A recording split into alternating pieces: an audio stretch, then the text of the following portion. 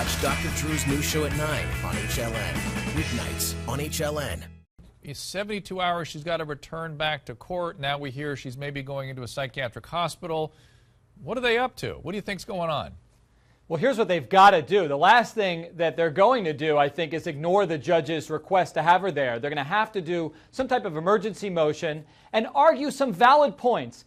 Her returning to Orlando under probation, essentially, is going to put kind of like a piece of meat in a piranha pond, if you would. I mean, it's not necessarily safe for her at all to return. It's not my concern, but it's going to be the concern of law enforcement.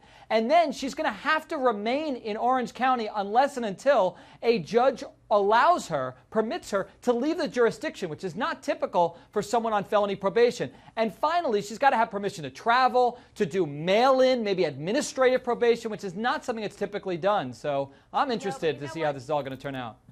Stacey, go ahead.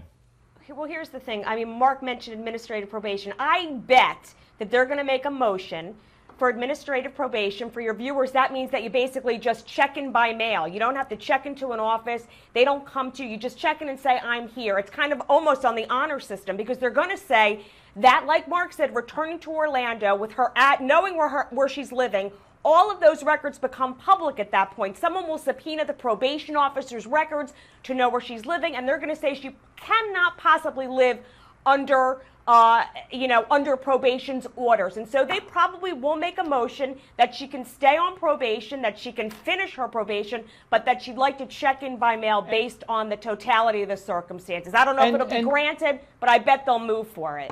And Drew, that'll be different. That will definitely be different than the average felony probationer, because if you're on administrative probation, you're not showing up every month, number one. And number two, when there are random urine tests to determine whether you're using or not, she cannot be a party to those because she's out somewhere else and not showing up like every other person in Orange County who's on felony probation. And Stacey, I like your theory, and I again, Mark continues to be the buzzkill, bumming the party for Casey.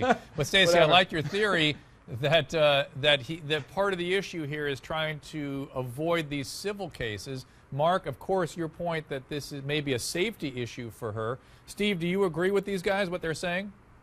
Well, I do think that there are safety issues. You wouldn't believe the things that people have said to me about what they want to do to Casey Anthony. Just horrible stuff. And if they know where she is, I mean, it could happen. So I think that there is a big safety issue that the court is really going to have to think about long and hard.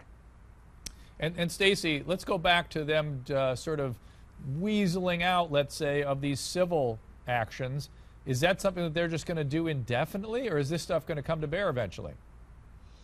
Well, I think probably they'd like to stall it as long as they could. I mean, if she's nowhere to be found, if she can't be subpoenaed, if nobody knows where she's living, she doesn't have notice to show up anywhere. So the best thing in her mind would be to stay away because she's facing now all of these civil lawsuits, and certainly everyone's saying, well, if she can't make money, how's she ever going to pay back these people that are suing her? So I think probably strategically the defense attorneys want to do everything to keep her away from the jurisdiction so she doesn't have to answer to the civil lawsuits. Stacey and Mark, thank you. I want to finish up with Steve here. Steve, give us the latest on George and Cindy. Where are they? And what are you hearing about Casey Anthony? I mean, has she really just vanished? Well, yes, Casey has just vanished, and obviously Jose Baez knows exactly where she is. Some of her lawyers do, but everybody else does not know where she is right now. George and Cindy, we kind of do know where they are. We know when they're home, we know when they're traveling, and right now they're, we don't know how they're feeling, we don't know who their first interview is going to be with, but we can find George and Cindy, but we can't find Casey anywhere. Any idea who George and Cindy are likely to give their first interviews to?